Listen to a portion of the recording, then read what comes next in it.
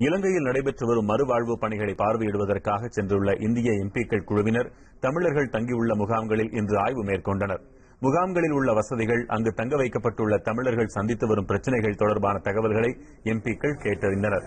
வவுனியா மாவட்டத்தில் உள்ள manic form பகுதியில் உள்ள முகாமிற்கு சென்ற எம்பிக்கள் அதிகாரிகளிடமும் தகவல்களை கேட்டனர். மெனிக் ஃபார்ம் முகாமில் மட்டும் 6000த்திற்கும் மேற்பட்ட தமிழர்கள் தங்க வைக்கப்பட்டுள்ளனர். வீடுகளையும் உறவினர்களையும் இழந்து முகாம்களில் வசித்து வரும் தமிழர்களின் நிலை பரிதாபகரமாக இருக்கிறது. கணவன், மகன் என்று ஆண்கள் பலரும் போரில் இறந்துவிட்டதால் பெண்களை மட்டுமே முகாம்களில் அதிக அளவில் காண முடிந்தது. முகாம்களில் தங்கியுள்ளவர்களுக்கு செய்யப்பட்ட வசதிகள் குறித்து இலங்கை அதிகாரிகளிடம் இந்திய எம்பிக்கள் குழுவினர் கேட்டறிந்தனர். அதைத் தொடர்ந்து முகாம்களில் இருக்கும் தமிழர்களிடம் நேரடியாகவே இந்திய எம்பிக்கள் குழு குறைகளை கேட்டது. இதுல யாரு உங்க குடும்பத்துல எல்லாரும் இருக்காங்களா?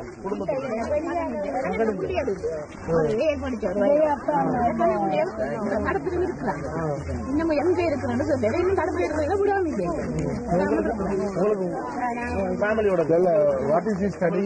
What class? குடும்பத்தோட எவ்வளவு பேர் குடும்பத்தோட இருக்கீங்க?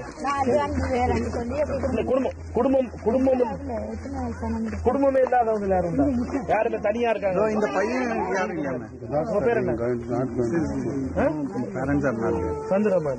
எங்க என்னாச்சு உங்களுக்கு?